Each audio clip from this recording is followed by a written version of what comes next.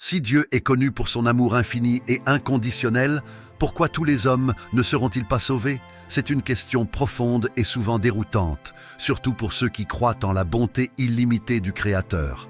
Si Dieu aime tant le monde, pourquoi certaines personnes semblent-elles hors de portée de son salut? Dieu impose-t-il des conditions à son amour?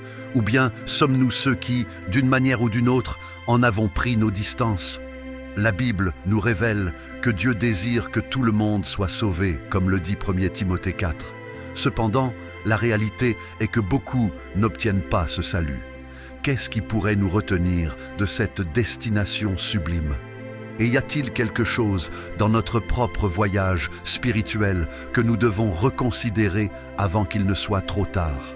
Ces questions touchent au cœur de notre relation avec Dieu et soulèvent des questions essentielles sur la foi, le libre arbitre et la nature même de l'amour divin. Tout au long de cette réflexion, je vous invite à vous demander: suis-je vraiment aligné avec la volonté de Dieu? Si le Seigneur revenait aujourd'hui, serais-je prêt à le rencontrer? Peut-être n'y avez-vous jamais réfléchi en profondeur, mais réfléchir à ces questions peut tout changer. Pas seulement pour l'avenir, mais pour le présent. La Bible parle de profils spécifiques de personnes qui, selon les Écritures, pourraient ne pas parvenir au salut. Et comprendre ces profils peut être crucial pour nous empêcher, par négligence ou par orgueil, de perdre le chemin de la rédemption. Alors, explorons ensemble les 7 types de personnes qui se heurtent à des obstacles spirituels pour être sauvées. Et pendant que vous lisez, réfléchissez profondément. L'un de ces profils décrit-il mon état actuel? Les incroyants, le manque de foi comme obstacle insurmontable.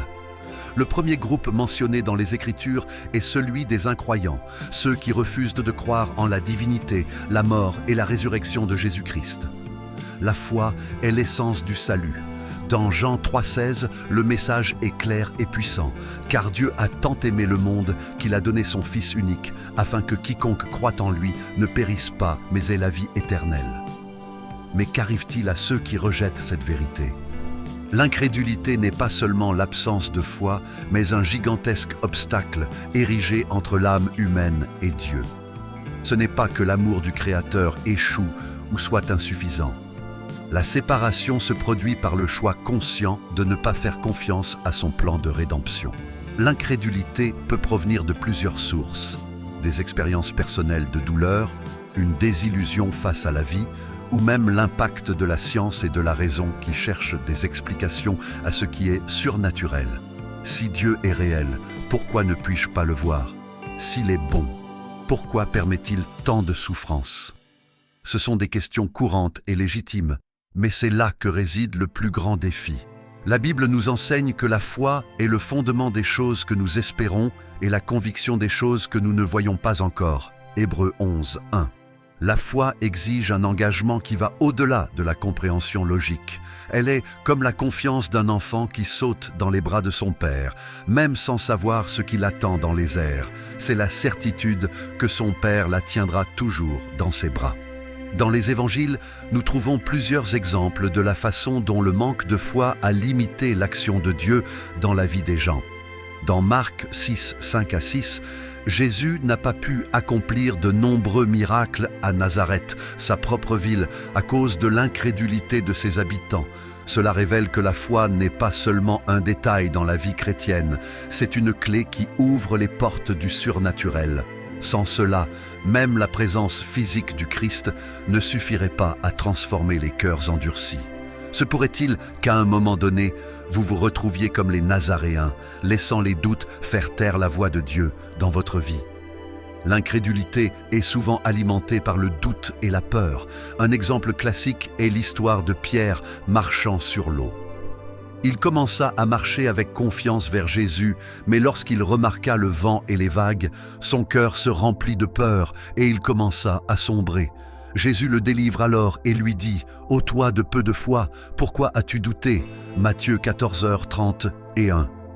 Cet épisode nous enseigne que les distractions de la vie peuvent étouffer notre foi, nous amenant à détourner nos yeux du Christ et à sombrer dans nos propres incertitudes.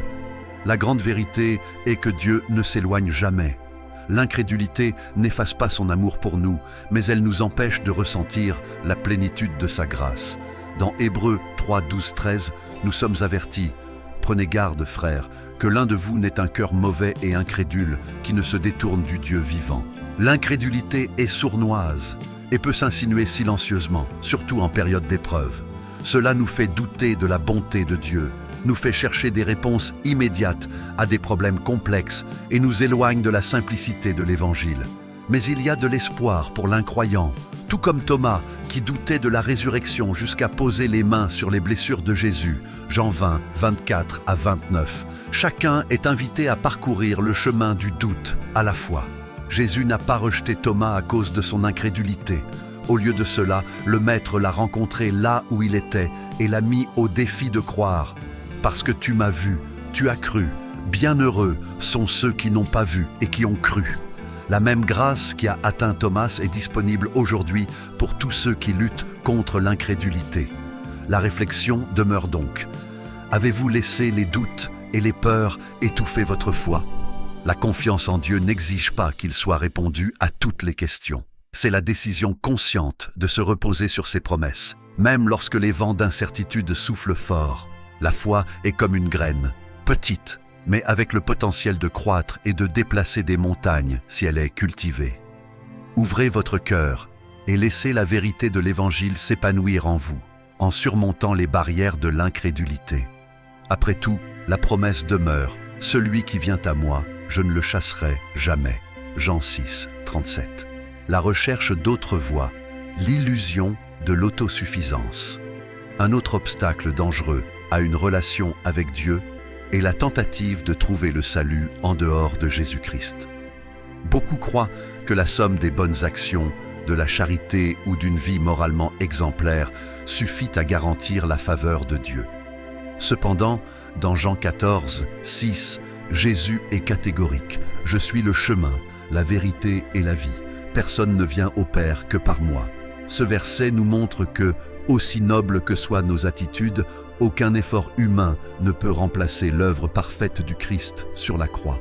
Il ne s'agit pas de mérite personnel, mais d'acceptation du don de la grâce divine. Acte 4, 12 renforce cette vérité essentielle. Il n'y a de salut en personne d'autre, car il n'y a sous le ciel aucun autre nom donné parmi les hommes par lequel nous devons être sauvés. Nous voyons souvent des gens placer leurs espoirs dans des philosophies de vie, dans la recherche incessante de richesse, de statut, ou même d'influence sociale. Ces chemins offrent un sentiment temporaire d'épanouissement, mais ils n'ont pas le pouvoir de transformer le cœur humain et d'apporter la paix que seul Dieu peut donner. Peut-être vous êtes-vous demandé à un moment donné, « Si je suis une bonne personne et que je fais le bien, n'est-ce pas suffisant ?» Même si ces actions ont de la valeur, la vérité centrale de l'Évangile est que le salut ne peut être gagné. C'est un don gratuit, offert par la foi en Jésus-Christ. Paul nous le rappelle dans Éphésiens 2, 8 à 9, « Car c'est par la grâce que vous avez été sauvés, par la foi, et cela ne vient pas de vous-même, mais c'est un don de Dieu, non des œuvres, afin que personne ne puisse se glorifier. » Le danger de l'autosuffisance est de faire confiance à ce qui est temporaire, l'argent, le succès, la reconnaissance sociale, et d'oublier ce qui est éternel. Lorsque nous nous appuyons sur des choses passagères, nous rencontrons inévitablement de la frustration et du vide, car aucune réalisation matérielle ne peut remplir l'espace qui appartient exclusivement à Dieu. Jésus a mis en garde à ce sujet dans Marc 8, 36. À quoi profite-t-il à un homme de gagner le monde entier et de perdre son âme? Cette réflexion est une invitation à évaluer. Avons-nous cherché d'autres raccourcis pour trouver la paix et un but, ou avons-nous pleinement confiance dans l'œuvre du Christ? La Bible nous montre également des exemples de personnes qui croyaient pouvoir trouver la rédemption par leurs propres moyens. L'histoire du jeune dirigeant, riche dans Matthieu 19, 16, 22, est une représentation classique de cette erreur. Il désirait hériter de la vie éternelle et affirmait suivre tous les commandements. Cependant, lorsque Jésus lui demande de quitter ses richesses et de le suivre, le jeune homme part triste car il possède de nombreux biens. Le problème n'était pas l'argent lui-même, mais le fait qu'il avait placé sa confiance dans ses biens plutôt qu'en Jésus. La morale de l'histoire est claire. Tout ce que nous plaçons au-dessus de Dieu devient une idole dans nos vies et nous éloigne de lui. La tentative de chercher d'autres voies se manifeste également dans l'obsession de la connaissance de soi et de la spiritualité sans le Christ. Aujourd'hui, nous assistons à une montée des philosophies qui promettent la paix intérieure et la croissance personnelle, mais rejettent la vérité de l'Évangile. Ces croyances peuvent paraître séduisantes car elles offrent des résultats immédiats, mais au final, elles laissent le cœur vide. Seul Jésus peut combler le vide spirituel, car il est la source de vie et de vérité. Colossiens 2, 8 nous avertit. Veillez à ce que personne ne vous emmène captif par la philosophie et par de vaines tromperies, selon la tradition des hommes et les principes élémentaires de ce monde, et non selon Christ. Alors, comment se libérer de cette illusion d'autosuffisance ? La première étape consiste à reconnaître qu'il n'existe pas de raccourci vers Dieu. Le salut est une voie, et cette voie est Jésus-Christ. Lorsque nous remettons notre vie entre ses mains, nous trouvons le repos pour notre âme et notre véritable objectif. Dans Matthieu 11, 28 à 30, Jésus nous invite « Venez à moi, vous tous qui êtes fatigués et chargés, et je vous donnerai du repos. Prenez mon joug sur vous et apprenez de moi, car je suis doux et humble en cœur, et vous trouverez du repos pour vos âmes, car mon joug est doux et mon fardeau est léger. » Par conséquent, la réflexion qui reste est la suivante. Avez-vous placé votre espérance dans l'œuvre du Christ ou essayez-vous toujours de trouver d'autres moyens de vous connecter avec Dieu ? Aucune philosophie, aucune réalisation ou effort humain ne peut remplacer le sacrifice de Jésus. C'est seulement en lui que nous trouvons la réconciliation avec le Père et la promesse de la vie éternelle.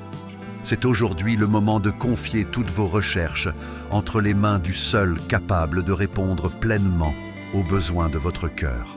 La porte de la vie éternelle est ouverte, et cette porte, c'est Jésus. Hypocrisie. La foi ne vivait que dans les apparences. Les hypocrites sont ceux qui semblent saints, mais dont le cœur reste loin de Dieu. Jésus affronte directement ce comportement dans Matthieu 23, qualifiant les pharisiens de tombeaux blanchis à la chaux, beaux à l'extérieur, mais pleins de pourriture et de mort à l'intérieur. Ces individus sont plus préoccupés par l'apparence publique de la piété que par la sincérité de leur cœur. Ils accomplissent des rituels religieux, font des offrandes et assistent aux offices, mais leurs actions quotidiennes révèlent que l'Évangile n'a pas élu domicile dans leur vie. Aujourd'hui, l'hypocrisie reste un défi. Dans un monde où il est facile d'afficher ses vertus sur les réseaux sociaux et de paraître pieux dans les lieux publics, la vraie foi se manifeste dans les moments où personne ne regarde. La foi chrétienne n'est pas un masque que l'on met pour impressionner les autres. C'est une transformation intérieure, un renouveau du cœur qui se reflète dans les moindres détails du quotidien. Comme Jésus l'a enseigné, cela ne sert à rien d'être présent à tous les services et événements religieux si nous ne permettons pas au Saint-Esprit de transformer notre intérieur. Dans Luc 18, 9 à 14, nous trouvons la parabole du pharisien et du publicain. Le pharisien s'exaltait pour ses œuvres et pour l'accomplissement des rituels de la loi, tandis que le collecteur d'impôts, dans l'humilité, criait seulement à la miséricorde. Jésus déclare que le publicain était justifié parce que Dieu ne se laisse pas impressionner par les apparences, mais se contente d'un cœur repentant. L'hypocrisie peut se faufiler dans n'importe laquelle de nos vies. Nous pouvons nous habituer à paraître justes sans être réellement transformés par la grâce du Christ. Souvent, le souci de conserver une image parfaite nous éloigne de la véritable humilité que Dieu exige. La parabole du fils prodigue dans Luc 15 en est un exemple puissant. Le fils aîné semblait juste, car il n'avait jamais quitté la maison de son père, mais lorsque son frère repentant revint, son cœur amer révéla qu'il n'avait jamais pleinement compris l'amour et la grâce de son père. Ainsi, la vraie foi ne consiste pas à être toujours présent, mais à avoir un cœur disposé à pardonner, à aimer et à se laisser façonner par Dieu. Jésus a également averti que l'hypocrisie aveugle le cœur et endurcit l'âme. Dans Matthieu 6, il enseigne « Prenez garde de ne pas accomplir vos bonnes actions devant les autres, pour être vus par eux. Si vous faites cela, vous n'aurez aucune récompense de la part de votre Père céleste. » La pratique de la vraie foi requiert sincérité et intimité avec Dieu. Cela ne sert à rien de faire de bonnes actions simplement pour obtenir l'approbation des gens. La foi véritable se vit dans le silence, dans la prière secrète, dans la pratique du pardon et dans l'amour que nous exprimons même en l'absence d'audience. La Bible nous montre également comment l'hypocrisie peut bloquer l'action de Dieu dans nos vies. Dans Apocalypse 3, 15, 10, 16, l'église de Laodicée est réprimandée parce qu'elle est tiède, ni froide, ni chaude. Cet état de complaisance est le reflet de l'hypocrisie, d'une double vie où les apparences sont trompeuses, mais où le cœur reste éloigné de Dieu. L'avertissement est clair, il vaut mieux avoir froid que de vivre une foi superficielle qui ne transforme pas. Lorsque nous permettons à notre relation avec Dieu de devenir une simple formalité, nous risquons de devenir comme les pharisiens, préoccupés par la tradition mais oublieux de l'amour et de la justice. La question que nous devons nous poser est la suivante. Vivons-nous une foi authentique ou entretenons-nous simplement une façade religieuse ? La transformation commence lorsque nous cessons d'essayer d'impressionner et que nous nous abandonnons complètement au Christ, lui permettant de façonner nos cœurs. Comme nous l'exhorte Jacques 1, 2, 2, mettez en pratique la parole et ne vous contentez pas de l'écouter en vous trompant vous-même. L'hypocrisie est trompeuse car elle nous fait croire qu'être proche des choses de Dieu équivaut à être proche de Dieu. Cependant, la vraie foi n'est pas une performance, mais un voyage continu de repentance, de croissance et de grâce. L'invitation est donc à une introspection sincère. Vivons-nous une foi authentique ou jouons-nous simplement un rôle devant les autres ? La foi véritable se construit sur une relation intime avec Dieu et non sur une reconnaissance publique. C'est essayer quand personne n'est là pour regarder. L'Évangile nous appelle à être lumière dans le monde, non pas pour être applaudis, mais pour que le Père Céleste soit glorifié. Aujourd'hui, il est temps d'enlever tout masque qui pourrait exister et de permettre au Christ d'illuminer tous les domaines de nos vies. Après tout, comme Jésus l'a déclaré dans Matthieu 5,16. Que votre lumière brille ainsi devant les hommes, afin qu'ils voient vos bonnes œuvres et glorifient votre Père qui est dans les cieux. Apostasie. Le risque d'abandonner la foi. L'apostasie est la décision consciente de se détourner de la vérité du Christ après l'avoir connu et embrassé. Il ne s'agit pas d'une erreur momentanée, mais d'un abandon délibéré de la foi. La Bible nous met en garde contre le danger spirituel de ce chemin dans 2 Pierre 2, 20 à 22. Si après avoir échappé aux souillures du monde par la connaissance du Seigneur et Sauveur Jésus-Christ, ils se laissent de nouveau prendre au piège et sont dépassés par eux, ils se trouvent dans une situation pire qu'au début. Ces paroles sont un avertissement clair. Connaître la vérité et la rejeter est une étape qui peut conduire à une condition spirituelle dévastatrice, pire encore que de ne jamais avoir connu la grâce. Le cheminement chrétien n'est pas facile et chacun, à un moment donné, est confronté à des moments de faiblesse. La question est, avez-vous senti votre foi se refroidir ou avez-vous pensé à abandonner face aux épreuves ? Beaucoup commencent leur cheminement chrétien avec enthousiasme et passion, mais à mesure qu'ils font face à des difficultés, leur foi peut être ébranlée. La parabole du semeur, dans Matthieu 13, illustre bien cette réalité. Les graines qui tombent sur un sol rocailleux représentent ceux qui reçoivent la parole avec joie. Mais quand surgissent les tribulations, ils abandonnent le chemin. De la même manière, les graines qui tombent parmi les épines montrent ceux qui se laissent étouffer par les soucis de la vie et la tromperie des richesses. Ces exemples nous montrent que le risque d'apostasie est réel et peut survenir lorsque nous ne cultivons pas notre foi et ne restons pas enracinés en Christ. Les difficultés font partie du cheminement chrétien, mais elles ne constituent pas nécessairement la fin du chemin. Jésus n'a jamais promis que le chemin serait facile, mais il a garanti qu'il serait avec nous à chaque étape du chemin. Dans Jean 16, 33, il nous rappelle « Dans ce monde, vous aurez des tribulations. Cependant, rassurez-vous, j'ai vaincu le monde. C'est dans nos heures les plus sombres que notre foi est mise à l'épreuve et renforcée. Lorsque les tempêtes arrivent, nous pouvons choisir de nous éloigner de Dieu ou de nous accrocher encore plus à lui. La décision nous appartient, mais l'invitation du Christ est constante. Restez en lui, comme le sarment reste dans la vigne, pour que nous puissions porter du fruit. Et ne se flétris pas, Jean 15, 5 à 6. L'apostasie est un processus qui peut commencer subtilement. Souvent, l'abandon de la foi ne se produit pas d'un seul coup, mais petit à petit. Une prière négligée ici, une décision éthique compromise là. Petit à petit, la flamme qui brûlait dans nos cœurs commence à faiblir.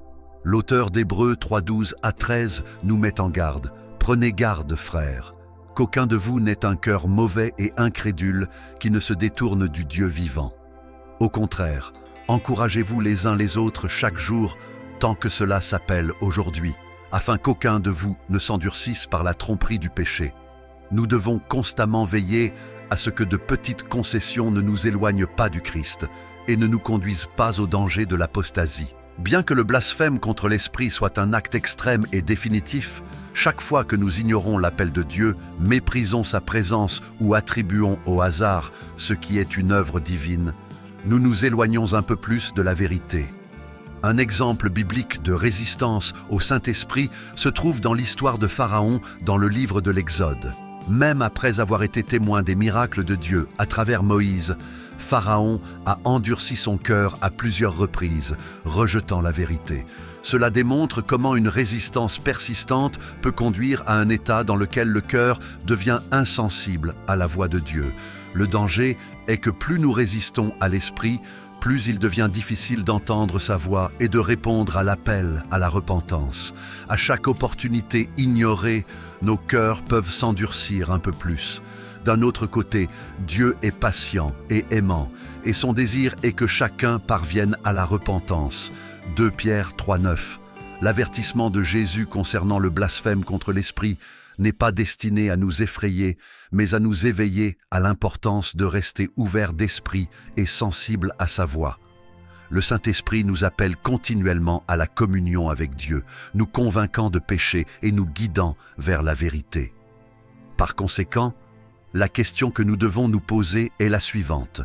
Écoutons-nous et répondons-nous à l'appel de l'Esprit? Ou avons-nous endurci notre cœur? Il est important de se rappeler que ressentir de la peur ou de l'inquiétude à l'idée d'avoir commis ce péché est le signe que le cœur est encore sensible à la voix de Dieu.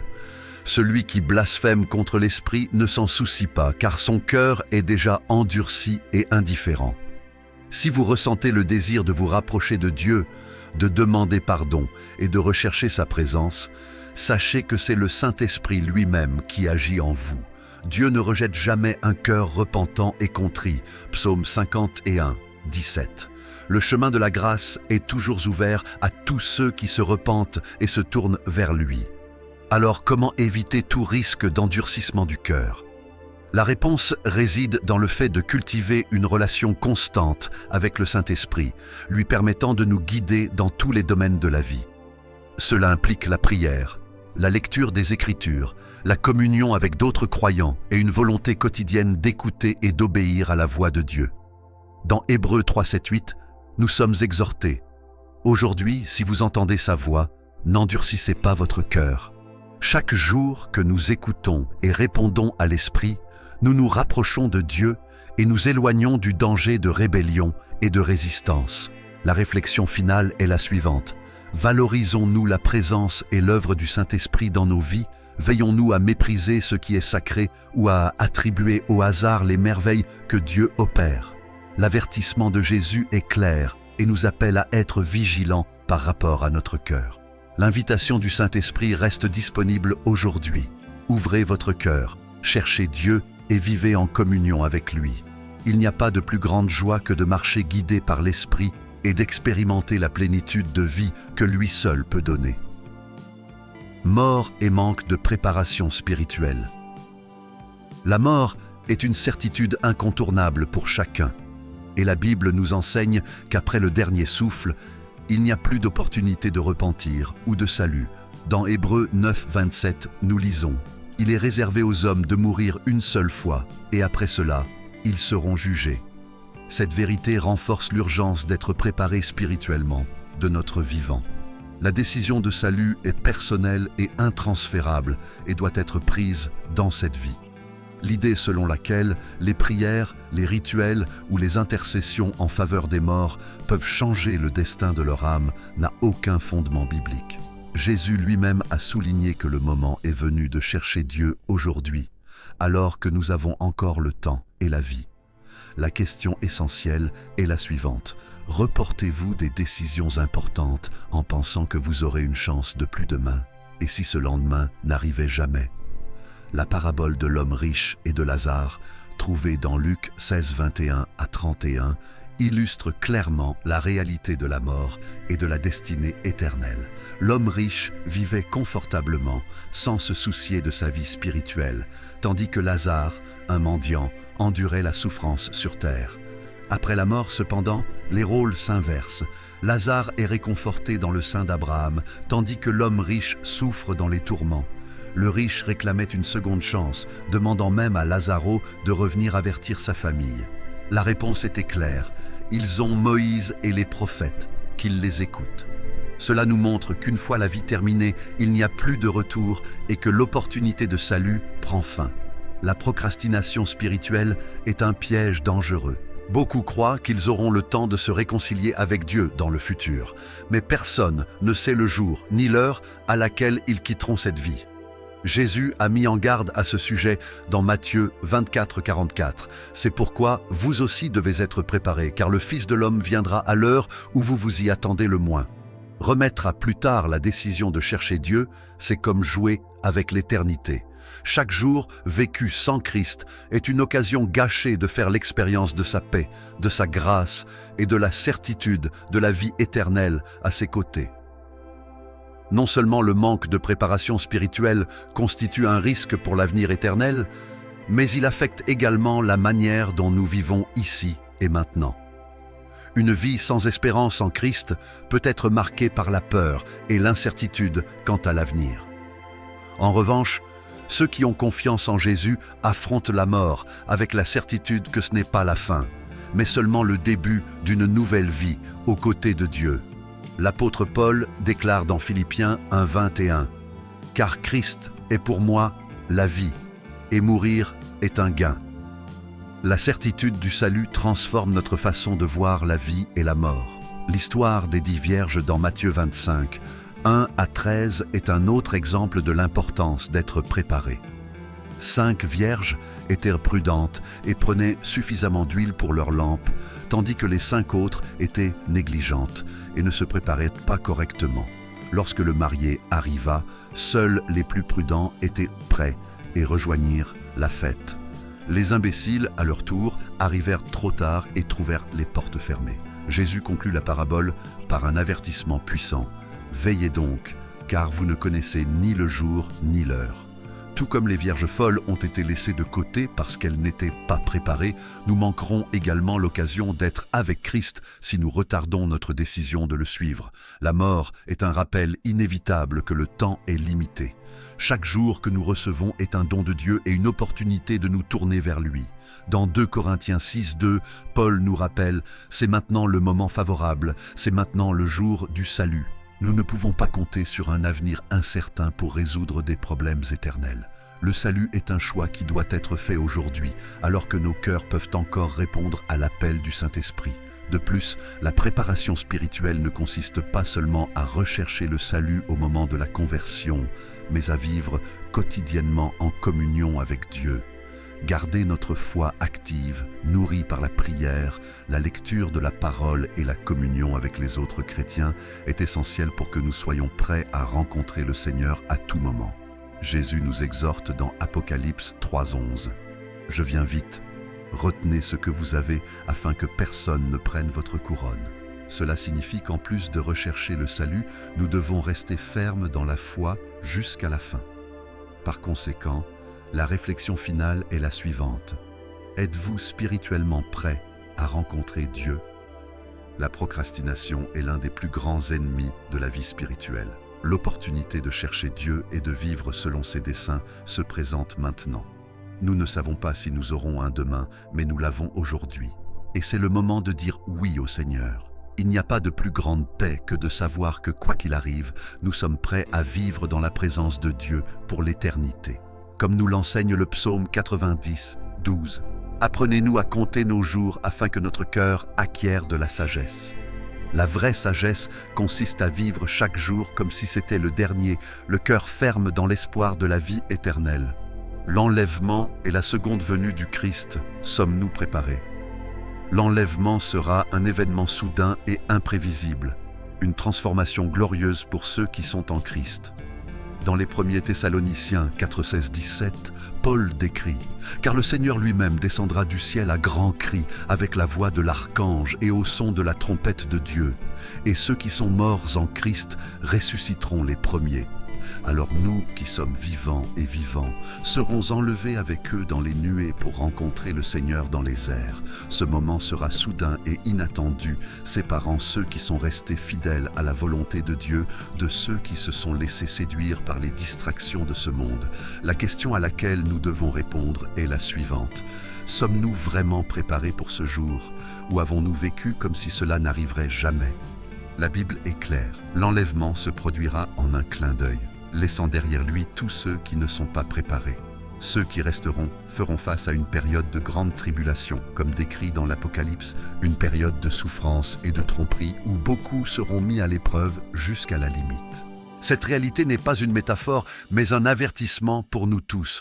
Dans Matthieu 24, 44 à 42, Jésus décrit « Deux seront dans les champs, l'un sera pris et l'autre laissé. 2 femmes moudront au moulin. L'un sera pris et l'autre laissé. Veillez donc, car vous ne savez pas quel jour votre Seigneur viendra. » Le défi pour les chrétiens est de vivre dans une vigilance constante, avec un cœur ferme, dans l'espérance de rencontrer le Seigneur à tout moment. Marc 13, 33 fait également écho à cette urgence. Veillez et priez, car vous ne savez pas quand le moment sera venu. Vivre dans la vigilance ne signifie pas seulement attendre passivement, mais être préparé spirituellement, rechercher Dieu quotidiennement, pratiquer l'amour des autres et rejeter le péché. Le temps de grâce est arrivé, mais cette période ne durera pas éternellement. Jésus a clairement indiqué que personne ne connaît le jour ou l'heure de sa venue. C'est exactement pourquoi nous devons être prêts. Vivre comme si nous avions tout le temps du monde est une erreur dangereuse qui peut nous coûter cher. La parabole des 10 vierges, trouvée dans Matthieu 25, 1 à 13, est une représentation parfaite de l'importance de la préparation spirituelle. 5 vierges étaient prudentes et prenaient assez d'huile pour leurs lampes, tandis que les 5 autres, insensés, ne se préparaient pas correctement. Lorsque le marié arriva, seuls les plus prudents étaient prêts à entrer dans la fête, et les insensés étaient laissés de côté. La porte était fermée, et il n'y avait plus aucune possibilité d'entrer. Il en sera ainsi lors de l'enlèvement. Seuls ceux qui sont spirituellement prêts rencontreront le Seigneur, tandis que ceux qui ne sont pas préparés feront face à la douleur et au regret d'avoir perdu le temps de la grâce. Notre défi est de ne pas permettre aux distractions de ce monde d'effacer notre espoir dans la venue du Christ. Jésus nous a avertis dans Luc 21, 34 à 36. Prenez garde que vous n'accélériez votre cœur par la débauche, l'ivresse et les soucis de la vie, et que ce jour ne vous surprenne à l'improviste comme un piège, car il viendra sur tous les habitants de la terre entière. Soyez toujours vigilants et priez pour pouvoir échapper à tout ce qui est sur le point d'arriver et vous tenir devant le Fils de l'homme. Cet avertissement est un appel à garder les yeux fixés sur le royaume de Dieu, même au milieu des pressions et des soucis de la vie. De plus, l'enlèvement n'est pas seulement un événement futur lointain. Cela devrait façonner notre façon de vivre aujourd'hui. L'espérance du retour du Christ nous appelle à vivre dans la sainteté, en laissant de côté tout ce qui nous sépare de Dieu. 1 Jean 3, 3 nous dit « Quiconque a cette espérance en lui se purifie, comme lui-même est pur ». L'attente du retour du Christ nous motive à grandir dans la foi et à nous préparer non par peur, mais par amour et gratitude pour le salut qu'il nous offre. La Bible nous exhorte également à nous encourager les uns les autres avec cette espérance. Dans les 1er Thessaloniciens 5, 2, 6, Paul écrit « Vous savez bien que le jour du Seigneur viendra comme un voleur dans la nuit. Lorsqu'ils diront « paix et sécurité », la destruction s'abattra sur eux soudainement, comme les douleurs de l'accouchement sur une femme enceinte, et ils n'échapperont pas. Mais vous, frères, n'êtes pas dans les ténèbres pour que ce jour vous surprenne comme un voleur. Vous êtes tous des enfants de la lumière et des enfants du jour. Nous n'appartenons pas à la nuit ou à l'obscurité. Ne dormons donc pas comme les autres, mais soyons alertes et sobres. Notre préparation est un acte continu de vigilance et de communion avec Dieu. Par conséquent, la réflexion finale est la suivante. Vivons-nous comme des enfants de lumière, prêts à rencontrer le Seigneur? Ou avons-nous laissé les paillettes de ce monde nous distraire et nous faire retarder notre préparation spirituelle? La venue du Christ est certaine, mais le moment est inconnu. L'opportunité d'être prêt est aujourd'hui. Chaque jour qui passe nous rapproche de cette glorieuse rencontre avec le Seigneur. Nous ne pouvons pas permettre que la fatigue, le doute ou la routine nous empêchent de nous concentrer. L'invitation du Christ est d'être prêt, de vivre dans la foi, l'amour et l'espérance jusqu'au dernier moment. Comme Jésus l'a dit dans Apocalypse 22, 12. Voici, je viens bientôt. Ma récompense est avec moi, et je rendrai à chacun selon ce qu'il a fait. Puissions-nous être parmi ceux qui entendent l'appel et répondons promptement. Amen. Viens, Seigneur Jésus. La croix du Christ est notre décision finale. En fin de compte, la vie se résume à une seule question décisive. Notre relation avec le Christ. Face à l'éternité, la croix se présente comme le pont qui nous unit au Créateur, le point de rencontre entre le péché et la rédemption. Galates 6,14 nous rappelle que loin de moi l'idée de me glorifier autrement que de la croix de notre Seigneur Jésus-Christ. Cette vérité résonne dans nos cœurs, car lorsque le dernier souffle sera rendu, toutes les réalisations terrestres, la renommée, l'argent, les applaudissements se dissiperont comme de la fumée. Rien de tout cela n'aura de rapport avec la destinée éternelle de notre âme. Ce qui restera alors, c'est la certitude inébranlable que notre vie était fermement ancrée dans le Christ. Si aujourd'hui était votre dernier jour sur terre, où passeriez-vous l'éternité? Et si l'enlèvement se produisait maintenant, seriez-vous prêts? Ce sont des questions qui, parce qu'elles sont très urgentes, ne peuvent être reportées à demain. La parole de Dieu nous exhorte à ne pas laisser pour plus tard ce qui doit être résolu aujourd'hui. La croix n'est pas seulement un symbole de sacrifice, mais l'invitation divine à une transformation de la vie, un appel à l'abandon total. Repentez-vous maintenant, donnez-vous entièrement au Christ et cherchez à vivre selon la vérité de l'Évangile. À la croix, nous trouvons non seulement le pardon, mais aussi une espérance vivante, la certitude de la vie éternelle en présence de Dieu. Ne laissez pas les distractions de ce monde étouffer la voix de l'Esprit dans votre cœur. Le moment est venu de décider. Le sacrifice du Christ a été la plus grande expression d'amour jamais manifestée. Et lorsque vous l'acceptez, vous trouvez non seulement la paix pour le présent, mais aussi la promesse d'une éternité glorieuse avec le Père. La décision finale vous appartient. Où passeras-tu l'éternité? Que cette réponse soit en Christ. Amen. Cette version cherche à intensifier le message en impliquant le lecteur dans une réflexion profonde sur le présent et l'avenir éternel, tout en l'appelant à l'action immédiate.